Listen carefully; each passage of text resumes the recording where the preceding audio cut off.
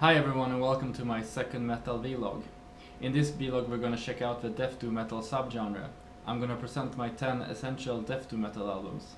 I hope you will find a new favorite. The first album we're gonna check out is Anathema's The Silent Enigma. The Silent Enigma is the last Anathema album to feature extreme vocals. It's a unique sounding atmospheric album, almost with a psychedelic vibe. It features several classic songs like A Dying Wish and Restless Oblivion. I like the raw emotion, especially in the vocal delivery from Vincent Cavanagh. The next album we're gonna check out is Daylight Dies, Dismantling Devotion. Daylight Dies is a US band from the modern side of death doom. They combine Katatonia influences with influences from melodic death metal. This is essential, especially if you're into melodic death metal. Daylight Dies have down-to-earth lyrics and especially impressive instrumental work, considering that they're a death doom metal band. If you like that album, you should definitely check out the rest of their discography as well. Everything is quality work. The third album I'm gonna talk about is Dead Words Speak by Swedish band Doom Versus. It's a side project from Draconia guitarist Johan Eriksson. It's somewhere between death doom metal and funeral doom metal. The title track especially is almost a perfect song.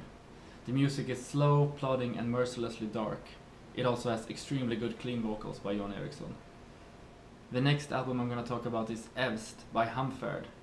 Hamferð is a unique sounding band from the Faroe Islands. Their biggest strength is the fantastic vocals by Jon Aldara, who mixes growls with operatic clean vocals.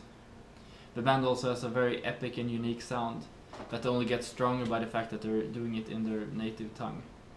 If you like Evst, you should definitely check out the debut EP as well, which is even stronger. The next album is one of the most obvious albums on the list, Katatonia's Brave Murder Day. Brave Murder Day is one of the best and most influential death doom metal albums ever. It features long, droning songs and it has a clear shoegaze influence. Mikael Åkerfeldt's vocals are almost whispered, making it very eerie sounding. The quality of the songs is also very high. I would consider all 6 songs classics, especially the opening 2, Brave and Murder. Many bands have tried to replicate this hypnotic sound and most of them have failed. The next band on the list is probably the most underrated death doom metal band ever in my opinion. Finnish band Kaunis Kuolematon. The band has released 2 albums and they're gaining some well-deserved recognition. I still believe it's not enough. The band mixes raw death metal parts with melancholic clean vocal parts. They're probably better at both sides of their sound than most bands will be at one of them. I recommend the debut, but both albums are worth checking out. The next band on the list is Ireland's Mourning Beloveth and their album The Sullen Sulcus from 2002. I'm usually not a fan of bands with extremely long songs, but I feel that Mourning Beloveth does it extremely well. They really keep up the intensity and the melodies are perfect. They also mix in clean guitars and clean vocals to give it enough dynamics to work. The highlight of the album is Narcissistic Funeral, one of my favorite death doom metal songs ever. The next band we're moving on to is probably one that's familiar for most of you. Katatonia's side project October Tide and their debut album Rain Without End from 1997. The album opens up with a classic song right away, 12 Days of Rain. My overall take on the sound is that it's a more melodic and conventional take on Brave Murder Day. It's got a strong melodic death metal influence, especially from the older scene that was going on at the time. The album has a very special atmosphere that really lives up to the album name and theme. I don't think any of the newer October Tide albums quite can compete with this one, despite being good. The next album I'm gonna mention is Futile, released by the Finnish band Rapture in 1999.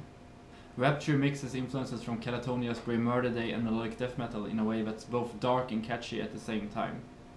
They're one of these few unique bands who actually managed to do something cool with their Brave Murder Day sound. They're not just a simple tribute. The songs are extremely well written and the album has a very dark atmosphere.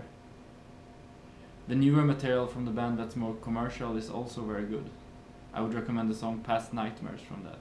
I saved my favorite death doom metal album for last, Slumber's Fallout.